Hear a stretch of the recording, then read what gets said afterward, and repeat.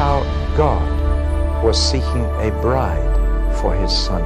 Each book is different from every other book. I'm trying to give you the keys for you to unlock it for yourself.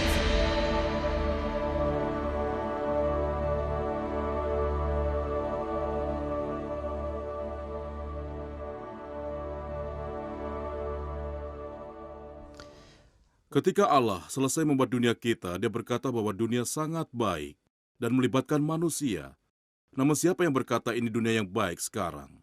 Sedikit yang mengatakan demikian, ada yang tidak beraturan. Nah, apa yang salah dan kapan semua menjadi salah? Dan Kejadian 3 memberikan jawaban atas pertanyaan itu. Ketiga, hubungan antara umat manusia dan Allah, antara umat manusia dan alam, antara umat manusia dan sesamanya, semua berjalan salah, sangat menyedihkan. Apa yang salah terlebih dahulu? Sepertinya dunia kita telah dikutuk dan bukannya diberkati. Kita telah diasingkan. Mari lihat 3 fakta eksistensi kita. Fakta nomor 1, kelahiran itu menyakitkan. Fakta nomor 2, kehidupan itu sulit. Fakta nomor 3, kematian itu pasti. Mengapa? Mengapa kelahiran itu menyakitkan, kehidupan itu sulit? Mengapa kematian itu pasti? Sekali lagi, Kejadian 3 memberikan jawabannya. Filosofi memberikan kita banyak jawaban berbeda. Beberapa filsuf berkata pasti ada Allah yang jahat dan Allah yang baik. Seringnya lagi mereka berkata bahwa Allah yang baik melakukan pekerjaan yang buruk. Maka mereka coba menemukan penjelasan untuk asal dari kejahatan. Kejadian 3 memberikan 4 pemahaman penting dalam masalah ini. Nomor 1, kejahatan tidak selalu ada di dunia ini. Nomor 2, kejahatan tidak dimulai dari manusia. Nomor 3, kejahatan bukanlah hal fisik, namun moral. Beberapa filsuf bahkan berkata bahwa bagian material dari alam semesta adalah sumber kejahatan. Atau dalam istilah pribadi, tubuh Anda lah yang merupakan sumber pencobaan. Itu bukanlah jawaban Alkitab. Dan pemahaman keempat adalah kejahatan tidak ada. Yang ada hanyalah orang yang jahat. Kejahatan bukanlah hal yang berdiri sendiri. Ini adalah kata sifat dan bukan kata benda. Ini adalah orang-orang yang menjadi jahat. Kejahatan itu tidak ada. Sekarang kita akan membahas Kejadian 3 dengan kejadian nyata dalam sejarah dan lokasi yang nyata. Kita diberikan tempat dan waktu atas hal itu. Pada awal sejarah umat manusia, kekacauan moral besar terjadi. Ini bukanlah fabel atau mitos, tapi yang kita punya di sini adalah reptil, lebih seperti kadal dan bukannya ular karena memiliki kaki. Dan kebanyakan gambar di sekolah minggu yang saya lihat adalah salah. Mereka memiliki gambar seekor ular menggigit apel atau semacamnya. Ini seekor kadal yang berbicara. Dapatkah kita mencatatnya? Ya, ada 3 kemungkinan. Yang pertama itu iblis yang menyamar dan iblis adalah ahli penyamaran. Yang kedua, Allah memungkinkan binatang untuk berbicara. Dan yang ketiga, binatang itu telah dirasuki roh jahat. Ketika Yesus mengirimkan 2000 babi ke lembah Gerasa, iblis telah merasuki babi.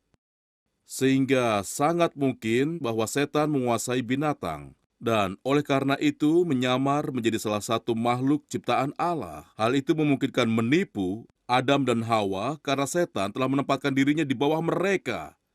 Dan kemudian, setan adalah makhluk yang paling licik. Sebenarnya dia adalah malaikat yang jatuh. Malaikat itu ada. Para penganut evolusi sepertinya punya masalah dengan malaikat karena berkaitan dengan asalnya. Namun malaikat adalah hal yang nyata, lebih nyata dari umat manusia. Mereka lebih cerdas dari kita, lebih kuat dari kita. Dan saya telah mencoba menjelaskannya.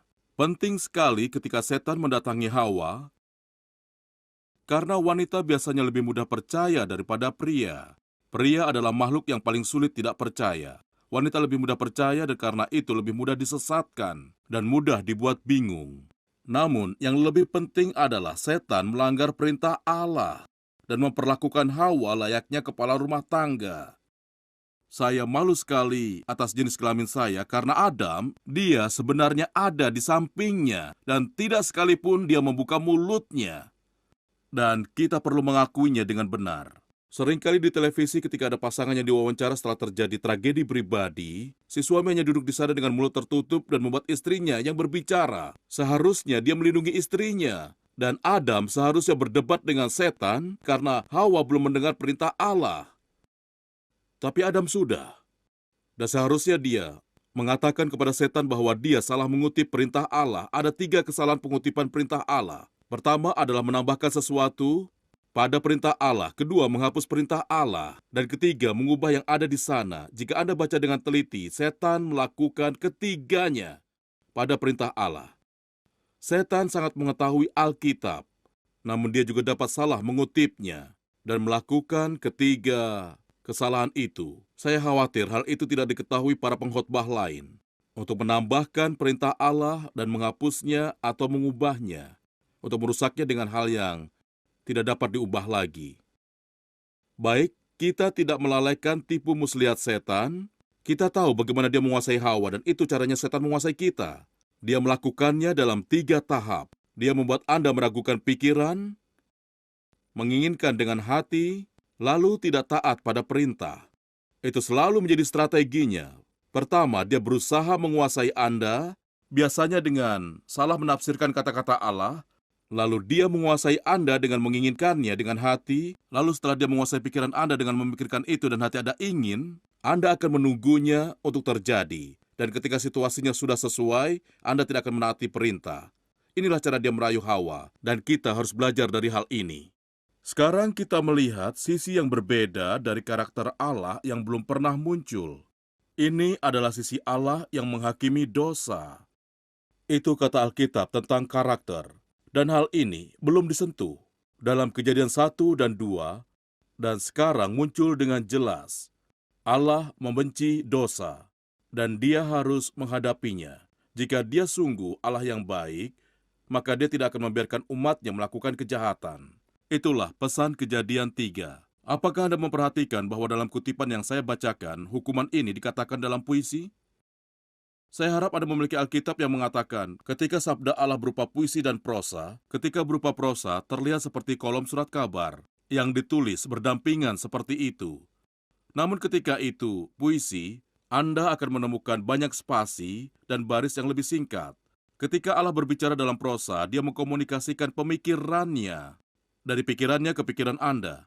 Namun ketika dia bicara dalam puisi, dia mengkomunikasikan perasaan dari hatinya ke hati Anda. Salah satu ayat dalam Kejadian 1 ditulis dalam bentuk puisi, dan satu ayat dalam Kejadian 2 ditulis dalam puisi. Dan keduanya mengenai seks, itu luar biasa kan? 2 lagu cinta pertama. Allah menjadi puitis ketika dia menciptakan pria dan wanita dalam Kejadian 1. Dan Adam menjadi puitis ketika dia melihat seorang gadis cantik yang telanjang, seperti dia baru bangun dari operasi pertamanya di bawah obat bius. Kemudian, apa Anda tahu yang dikatakan Adam? Saya akan menerjemahkan dari bahasa Ibrani. Dia berkata, wow! Ini dia. Dia berkata, ini dia. Dia tidak bersemangat beberapa minggu kemudian ketika berkata, inilah kesalahan wanita yang kau berikan padaku. Bagaimana kita berubah? Namun 2 puisi kecil dalam Kejadian 1 dan 2, itu adalah kesenangan Allah dan kesenangan manusia dalam seksualitas.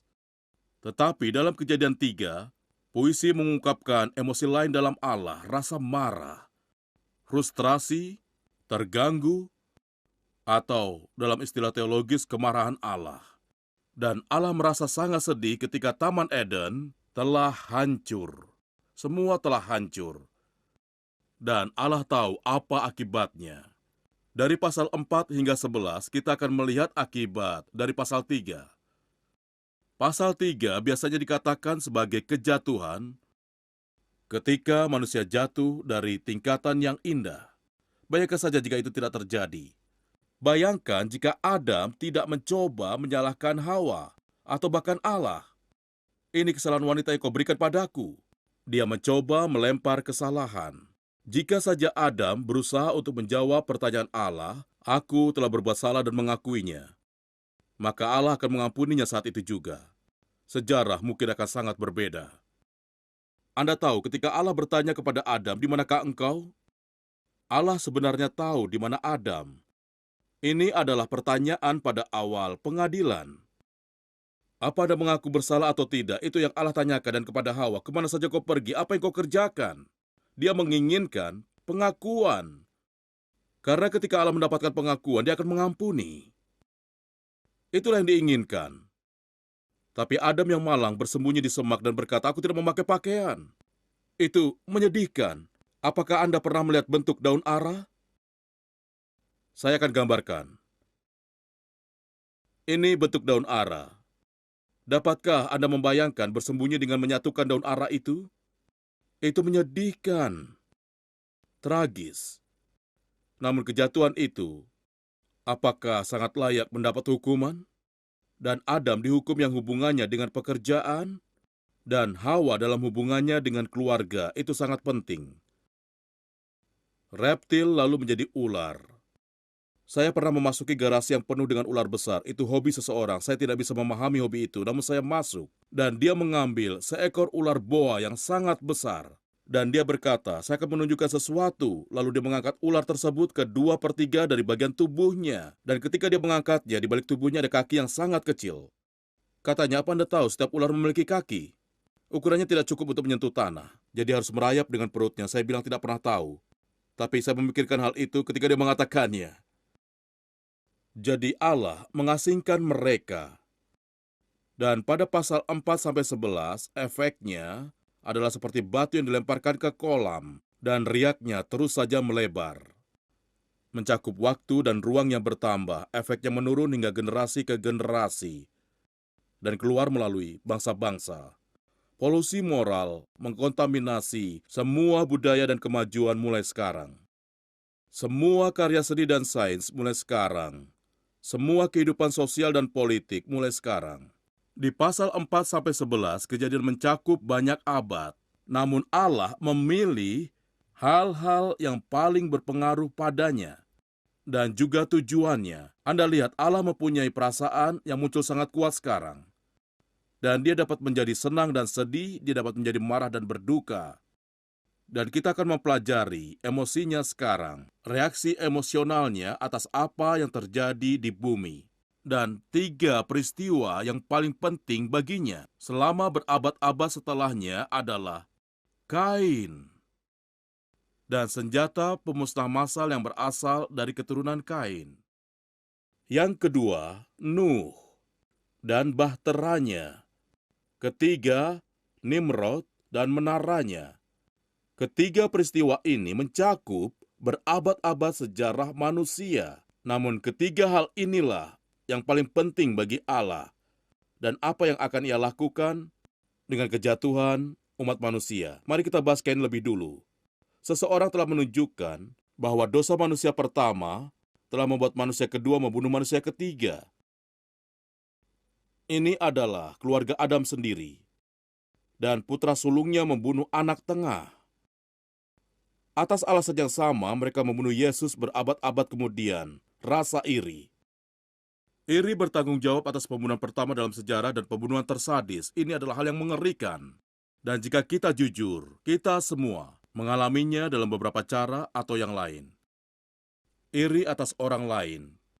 Kain dan Hebel. Kain berarti didapatkan, karena Hawa berkata dia mendapatkannya dari Allah, jadi dia disebut didapatkan. Hebel disebut napas, uap air. Apa itu karena dia menderita asma? Atau dia orang yang lemah? Anak ketiga.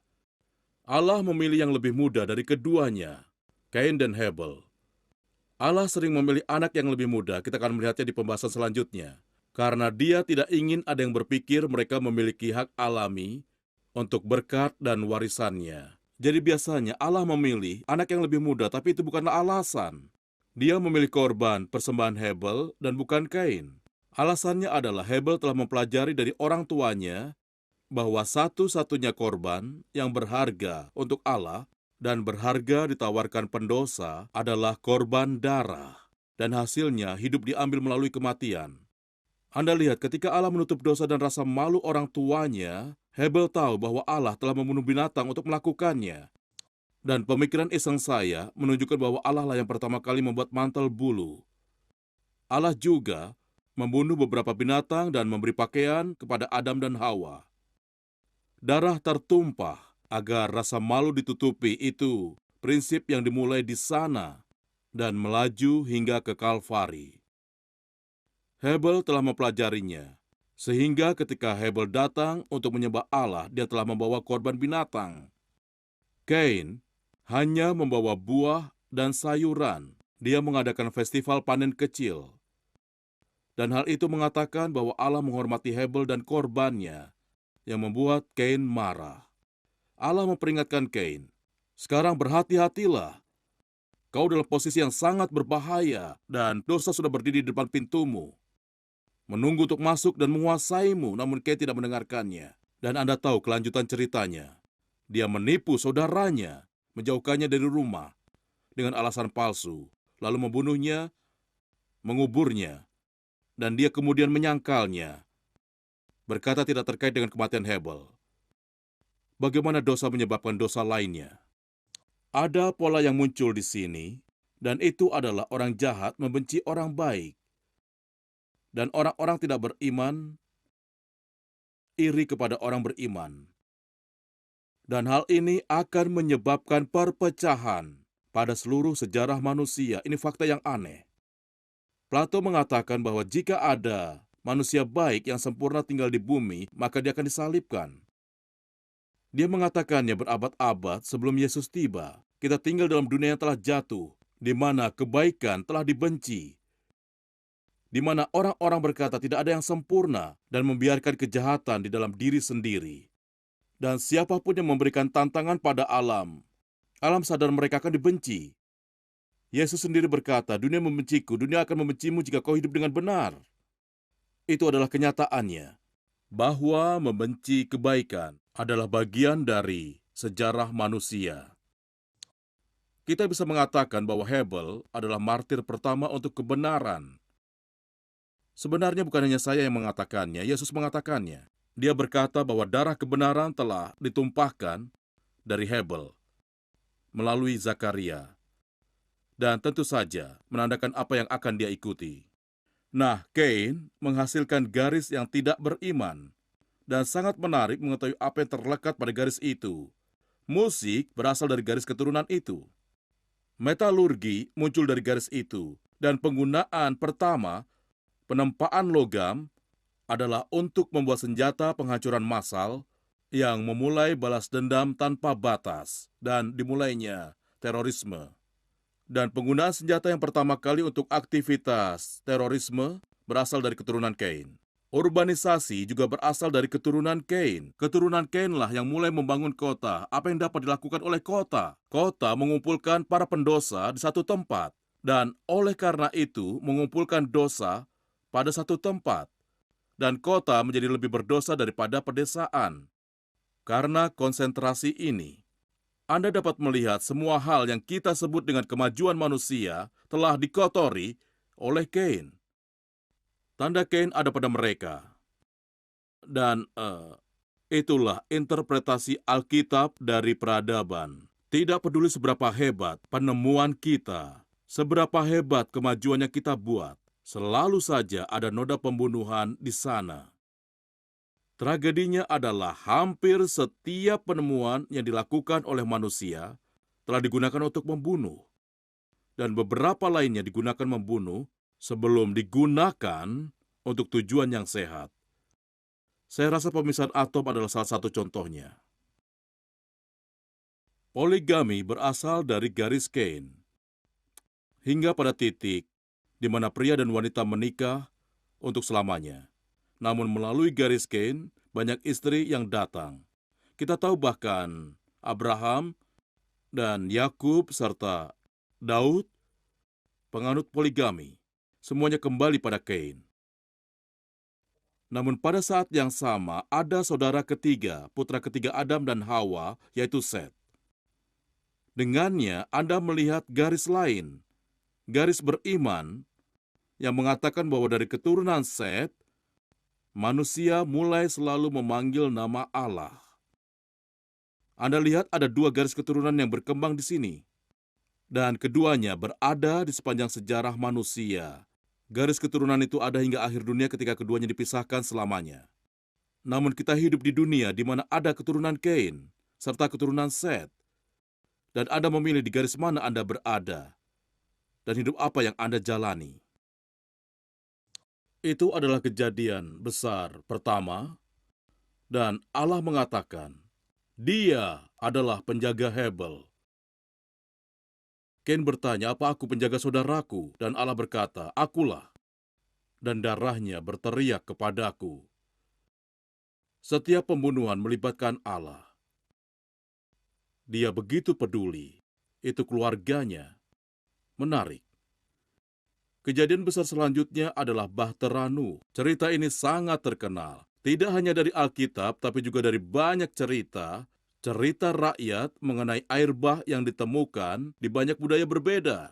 Ada ingatan kesukuan mengenai kejadian ini yang muncul di berbagai tempat. Namun di sini kita punya asal dari kisah-kisah itu. Telah dipertanyakan apakah itu nyata, dan saya rasa itu adalah pertanyaan terbuka apakah air bah ada di seluruh dunia atau memilih dunia yang nantinya dikenal keseluruhan cekungan Timur Tengah yang nantinya disebut Mesopotamia, di mana dataran besar, sungai Tigris dan Efrata mengalir, merupakan lokasi dari awal kisah-kisah ini. Bertahun-tahun lalu, seorang pria Inggris bernama Leonard Woolley, yang Anda lihat sedang berdiri di sini, mengirim telegraf ke Times di London berisi, kami telah temukan air bah itu. Mereka telah menemukan sekitar 18 kaki endapan lumpur di bawah tanah liat dan pasir di cekungan Mesopotamia, serta menyatakan bahwa mereka telah menemukan air bah itu. Dan tentunya ada lebih dari satu air bah yang menghancurkan area itu. Dan ada lebih banyak reruntuhan lagi sejak itu. Apa mereka sungguh menemukan air bah itu? Saya rasa itu masih merupakan pertanyaan terbuka. Saya tidak tahu apakah Anda melihat acara televisi belakangan ini mengenai pencarian Bahteranu. Dan pada tahun ini ada ekspedisi akhir dengan persetujuan dari Rusia, serta untuk mempelajari apa yang terlihat seperti puing kapal besar. Entah apakah puing itu terlihat atau tidak. Ketertarikan dalam Alkitab bukan merupakan sisi material dari kisah ini, namun dari sisi moralnya, itu adalah hal yang penting. Mengapa ini terjadi? Jawabannya mengerikan. Ini karena Allah menyesali telah membuat manusia. Saya rasa ini adalah ayat yang paling menyedihkan di dalam Alkitab. Saya pernah dengar orang tua berkata tentang anak-anak berharap mereka tidak pernah punya anak. Ini hal yang mengerikan. Dan Allah berkata, mengapa aku meletakkan manusia di bumi itu? Itu tempat yang indah. Mengapa aku menghancurkannya dengan membuat manusia? Dan ini mengkomunikasikan perasaan dan juga hatinya, dan dia memutuskan untuk selesai dengan manusia. Memusnahkan manusia. Apa yang menyebabkan terjadinya krisis dalam emosi Allah? Kita hanya memiliki sebagian ceritanya saja di kitab Kejadian, kita bisa mendapatkan lebih banyak lagi di kitab yang ditulis di antara Perjanjian Lama dan Baru yang dikenal sebagai Apokrifa, kitab Henok. Karena kitab itu dikutip dalam Perjanjian Baru sebagai kebenaran oleh Yudas dan Petrus, maka kita bisa anggap bahwa kitab itu akurat walaupun tidak termasuk firman Allah. Tapi kitab ini adalah catatan sejarah. Dan kitab ini memberitahu kita bahwa sekitar 2 hingga 300 malaikat di wilayah Gunung Hermon yang diutus untuk menjaga umat Allah, ada yang benar-benar jatuh cinta dengan wanita, berhubungan seksual dengan mereka, menggoda dan membuat mereka hamil, sehingga mereka membuahkan peranakan yang mengerikan antara manusia dan malaikat di luar perintah Allah. Nah, hal itu disebutkan di Kejadian 6, para anak lelaki Allah atau para anak perempuan manusia, bahwa mereka sungguh rupawan dan disebut keturunan Nephilim. Kadang diterjemahkan giants di versi bahasa Inggris, kita tidak tahu apa artinya. Itu hanyalah sebutan kuno baru untuk makhluk jenis kuno yang baru. Memang aneh jika Hollywood sekarang mengikuti ini dan membuat film seperti Rosemary's Baby yang menggambarkan setan menghamili seorang gadis. Itu merupakan parodi mengerikan tentang kelahiran dari perawan yang mengisahkan Roh Kudus datang atas Maria. Ya, ini memang cerita yang aneh dan ganjil, Tapi memang menarik bahwa persetubuhan yang mengerikan, persetubuhan antara malaikat dan manusia, dan juga persetubuhan antara manusia dan binatang hanyalah sebuah bentuk kekejian yang menjijikkan bagi Allah. Itu bukanlah yang Ia inginkan. Tetapi memang menarik bahwa kombinasi mengerikan itu merupakan awal dari okultisme. Karena para malaikat tersebut mengajarkan sihir pada para wanita itu. Dan kita bisa melacak okultisme sampai ke kejadian mengerikan ini. Dan dikatakan bahwa efek langsung dari hubungan seksual mesum ini adalah kekerasan yang memenuhi muka bumi. Karena satu hal memicu hal lainnya, karena itu memperlakukan orang sebagai objek. Dan dikatakan kekerasan memenuhi muka bumi, dan pada akhirnya sampai pada fase yang mengatakan bahwa Allah melihat setiap imajinasi hati manusia. Hanyalah kejahatan tiada henti. Sebuah pernyataan tiada henti tidak bisa diekspresikan lebih kuat lagi. Dan inilah gambaran orang-orang pada Allah. Bisa Anda bayangkan bagaimana perasaannya? Dan dia berkata, sudah cukup. Tapi sebagai Allah, ia sangat penyabar. Dan dia memberi mereka peringatan penuh. Dia mengutus pria itu yang dipanggil Henokh, yang merupakan rasul pertama yang menyampaikan pesan dari Allah kepada umat manusia. Dan pesannya Allah akan datang untuk memberikan penghakiman. Dan ia akan menghakimi segala kefasikan. Dan Henokh di umurnya yang ke-65 mempunyai anak, seorang anak lelaki. Dan Allah memberi nama anak laki-laki itu, anak itu dipanggil. Ketika ia mati, hal itu akan terjadi. Sungguh nama luar biasa untuk anak laki-laki. Bisa Anda bayangkan guru di sekolah bertanya, namamu siapa, nak? Ketika ia mati, hal itu akan terjadi. Kau sudah mengerjakan PR-mu ketika ia mati, hal itu akan terjadi? Tentu ketika ia mati, itu akan terjadi tidak ditulis dalam bahasa Inggris, tetapi dalam bahasa Semit. Anda tahu sebutannya dalam bahasa Semit? Metusalah. Metusalah. Dan Henokh tahu bahwa ketika anaknya mati, Allah akan menghakimi dunia ini. Karena itulah Metusalah hidup lebih lama daripada orang lain. Karena Allah sangatlah sabar. Bukankah itu luar biasa? 969 tahun kemudian, Metusalah mati, dan di hari kematiannya hujan mulai turun. Hujan lebat, air bah, dan cicit Henokh, yaitu cucu Metusalah, adalah seorang anak bernama Nuh. Dia dan ketiga anaknya menghabiskan 12 bulan membangun rakit tertutup yang sangat besar menurut petunjuk Allah. Anda tahu ceritanya. Ini foto yang diambil dari sebuah film berjudul In the Beginning, Alkitab. Dan itu adalah Charlton Heston yang memerankan Nuh. Dan ketika dia memainkan seruling kecilnya dan masuk ke dalam bahtera, semua binatang mengikutinya. Itu hal yang paling luar biasa.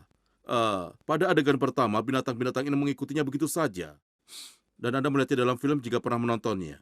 Lalu apa yang ingin saya sampaikan? Apa Anda mengenali perahunya? Salah satu pengarung samudra terbaik masa kini, itu SS Canberra. Ketika saya masih di universitas tahun 1950, saya punya teman, John. Saat saya mempelajari sains, dia mempelajari arsitektur kelautan atau desain kapal. Dan itu pekerjaannya. Perahunya adalah perahu pertama yang dibuat dengan proporsi model bahtera Nuh. Karena dia berpendapat bahwa Allah yang mengetahui tekanan dan tarikan ombak samudra pastilah mengetahui proporsi itu sempurna panjang balok perahu, maka dia desain menurut proporsi itu, dan itu menjadi perahu terbaik yang pernah dibuat. Saya menyampaikannya karena Anda tahu bahwa Alkitab layak dianggap sebagai kebenaran. Mungkin ini bisa membantu bisnis Anda. Baik, saya sudah beritahu apa yang terjadi sebelum air bah. Kecuali bahwa ada satu keluarga, hanya satu keluarga, seorang pendeta, 3 orang anaknya, dan 3 menantunya, serta istrinya. Dan mereka berdua berkhotbah serta menjalankan kebenaran. Menjalankannya, membicarakannya, dan mereka ditertawakan. Untuk apa kau membangun bahtera di sini, berkilometer jauhnya dari laut manapun? Lautnya yang akan mendatangi bahteranya, kata Nuh. Teruskan sebut yang lainnya, dan mereka menertawakannya. Tetapi 8 orang selamat dari air bah itu. Nah, setelah air bah, Allah berjanji tidak akan melakukannya lagi selama bumi masih ada. Ia juga membuat perjanjian, sebuah janji suci dengan seluruh umat manusia, bahwa ia tidak akan pernah lagi menghancurkan umat manusia, bahwa ia akan memelihara umat manusia dengan menyediakan makanan yang cukup, melihat musim panas, musim dingin, musim semi, dan panen datang secara teratur. Ini janji yang dibuat oleh Allah. Dan ia menaruh pelangi di langit. Alasannya adalah, itu dua hal yang kita butuhkan untuk hidup di bumi, cahaya dan air. Dan ketika mereka datang bersamaan, muncullah pelangi. Itu bukanlah pengingat. Perjanjian lama mengingatkan kita akan janji Allah. Allah berkata seperti itu merupakan pengingat bagi saya. Akan janji saya kepada Anda. Seperti cincin kawin Allah di langit. Pengingat akan janjinya untuk setia.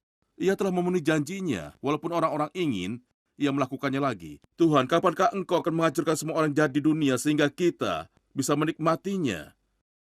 Pernahkah Anda mendengar orang berkata begitu? Seakan Allah harus datang dan menghancurkan semua orang lain. Seakan kita tidak bersalah. Kita selalu memikirkannya, bukan? Tapi pelangi itu merupakan pengingat. Pada saat ia membuat janji tersebut, ia juga meminta sesuatu dari kita, dan itu memperlakukan hidup manusia sebagai sesuatu yang suci. Dan karena itu, pembunuh akan dihukum mati. Itulah salah satu hal yang ia sampaikan. Katanya, aku akan biarkan umat manusia tetap hidup. Aku akan memberikan panen setiap tahun. Dan percaya atau tidak, panen akan selalu ada setiap tahun. Cukup makanan di dunia untuk memberi makan seluruh populasi. Faktanya, pada saat pacaklik Ethiopia dan Sudan, beberapa tahun lalu ada 13% kelebihan jagung di dunia yang tidak kita butuhkan. Itu bukan kesalahannya. Itu salah kita. Kita hanya terlalu egois. Dia memenuhi janjinya, tapi katanya mulai sekarang kalian harus menganggap hidup sesuatu yang suci. Begitu suci, sehingga ketika orang lain mengambilnya, maka hidupnya juga harus diambil. Saya percaya bahwa hukuman mati dihapuskan di negara ini, karena kita berhenti memperlakukan hidup sebagai sesuatu yang suci. Menurut saya, selanjutnya adalah aborsi, dan memang benar. Dan Allah membuat perjanjian dengan seluruh umat manusia. Insiden selanjutnya yang sangat mempengaruhi Allah adalah Babel. Babel, pria bernama Nimrod, pemburu sangat kuat, yang memburu manusia seperti binatang. Seseorang yang pergi berperang, seorang penyerang. Dan dia memiliki ambisi. Ambisi agar umat manusia membangun menara yang bahkan mencapai wilayah surga Allah. Untuk menantang surga. Membangun seperti yang dikatakan nama untuk dirinya sendiri. Membangun reputasi. Kita tahu kira-kira seperti apa menaranya di masa-masa itu. Itu disebut zigurat. Ada satu di sana, saya akan tunjukkan gambarnya pada Anda nanti. Menara bata yang sangat besar, bukan batu, karena tidak ada batu di bagian dunia itu, hanya tanah liat. Menara-menara besar dengan tangga yang terus naik ke atas. Di puncaknya biasanya terdapat simbol astrologi. Tetapi Nimrod membangun menara bukan karena pemujaannya pada bintang, tetapi lebih kepada ekspresinya akan kekuatan dan kebesarannya. Saya baru saja menemukan di majalah Time bahwa perlombaan untuk membangun gedung-gedung tertinggi di dunia sekarang sudah dimulai. Ini adalah bangunan Empire State yang tampak kerdil jika dibandingkan dengan apa yang telah dibangun. Ini adalah Kuala Lumpur, Malaysia. Menara kembarnya. Mereka jauh lebih tinggi. Tapi di sini, di Jepang, apakah Anda akan percaya di Tokyo? Mereka membangun menara milenium yang tingginya sekitar 800 meter, yang berarti lebih dari setengah mil, di wilayah rawan gempa. Anda pasti akan terheran-heran dengan keangkuhan manusia, kelancangannya, dan juga dengan kepercayaan dirinya bahwa kita bisa membangun menara yang lebih tinggi daripada yang lain. Anda bisa datang dan melihatnya dari dekat setelah ini jika Anda mau. Dan ada Sears Tower di Chicago, tapi Chicago sudah merencanakan bangunan setinggi 1 kilometer. Dan terus seperti itulah keangkuhan manusia membangun monumen ini untuk kita sendiri. Dan kekafiran di belakang mereka. Ya, Menara Babel sangat menyinggung Allah, dan ia berkata, jika aku biarkan mereka terus membangun untuk diri sendiri seperti ini, tidak ada yang tahu kapan berakhir. Itulah saat Allah memberikan anugerah bahasa lidah untuk pertama kali. Dan ia benar-benar memberikan pada mereka bahasa yang berbeda sehingga mereka menjadi bingung dan tidak dapat mengerti satu sama lain. Sejak saat itulah kemanusiaan terpecah. Selagi kita membaca cerita ini, dan saya di sini bukan menguraikan semua cerita itu, Anda harus membacanya sendiri. Saya hanya memberi kunci pada Anda. Anda bisa lihat bagaimana kejatuhan Adam baru saja menyebar dan mempengaruhi banyak area hidup dan masih sampai sekarang. Masih ada keangkuhan manusia bahwa kita bisa melakukan semua ini tanpa Allah. Bahwa kita maha besar. Kita melihat dua hal melalui pasal-pasal ini. Kita melihat penghakiman Allah di satu sisi. Ia selalu menghadapi situasinya. Ia selalu menghukum. Ia harus melakukannya jika ia Allah yang baik. Ia Allah yang adil. Ia Allah yang tak bercela. Ia menghukum Adam dan Hawa, menghukum Kain. Dia menjadi pengelana tanpa rumah seseorang yang berpindah-pindah tempat, lemah, tak berdaya, takut dibunuh. Ia menghukum generasi Henokh. Bukan Henokh sendiri, melainkan generasinya. Dan kita harus ingat bahwa Allah bisa sewaktu-waktu menyapu bersih umat manusia. Dan suatu hari, di akhir dunia, ia akan melakukannya. Karena Yesus berkata, seperti di masa Nuh. Seperti itulah yang akan terjadi saat Anak Manusia datang dan sekali lagi, amarah Allah akan meluap. Kita juga melihat penghakimannya di Babel. Tetapi sering dengan penghakimannya, Anda juga melihat belas kasihnya. Itu hal yang luar biasa. Bahkan Adam dan Hawa dibuatkan pakaian untuk menyembunyikan rasa malu. Begitu juga Kain diberi tanda di keningnya sehingga dia tidak akan dibunuh. Dan di atas semua itu, ia membuat garis suci dari Set yang berlanjut sepanjang pasal-pasal ini. Ada orang-orang saleh ini, Nuh dan keluarganya ada di antara mereka. Dan mereka memanggil nama Tuhan melalui mereka.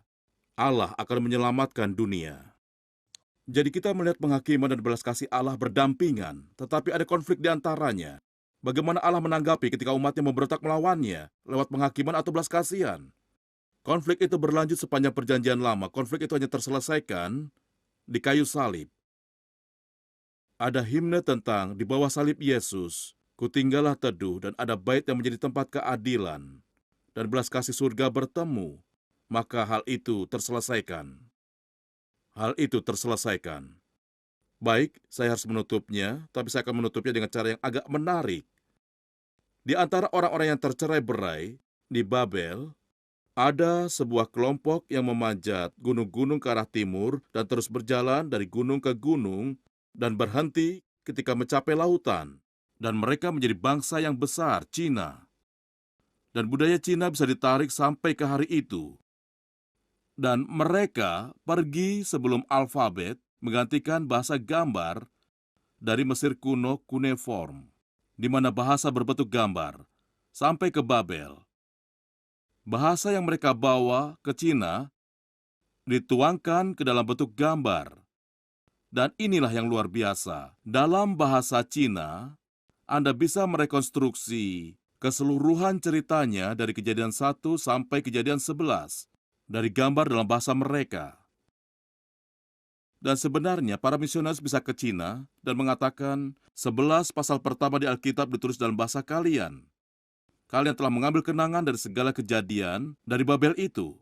Dan kami datang untuk memberitahukan kelanjutan kisahnya. Seseorang dari Cina yang memberitahu hal ini pada saya, bahwa kata mereka untuk penciptaan disusun dari gambar lumpur. Hidup atau bergerak, seseorang yang berjalan. Itulah kata mereka untuk penciptaan. Kata mereka untuk iblis disusun dari seseorang. Manusia atau putra, gambar taman yang seperti itu. Dan gambar mereka untuk rahasia. Jadi iblis adalah seseorang yang bersembunyi di taman. Kata mereka untuk penggoda, disusun dari huruf untuk iblis ditambah 2 pohon. Dan gambarnya sebagai sampul. Kata mereka untuk perahu, disusun dari wadah, mulut, dan 8. Jadi perahu dalam bahasa Cina adalah wadah untuk 8 orang. Dan seterusnya, Anda bisa merekonstruksi keseluruhan Kejadian 1 sampai 11 dari bahasa gambar di Cina. Dan ketika mereka pergi pertama kali, mereka hanya percaya satu Allah, pencipta surga dan bumi. Hanya setelah Konfusius dan Buddha lah mereka jatuh pada penyembahan berhala. Jadi bahasa Cina adalah konfirmasi independen dari luar Alkitab bahwa hal-hal ini terjadi dan diambil dari kenangan orang-orang yang tercerai-berai di Babel dan berdiam di Cina. Itu menarik sekali, kan? Kita cukupkan untuk pembicaraan ini.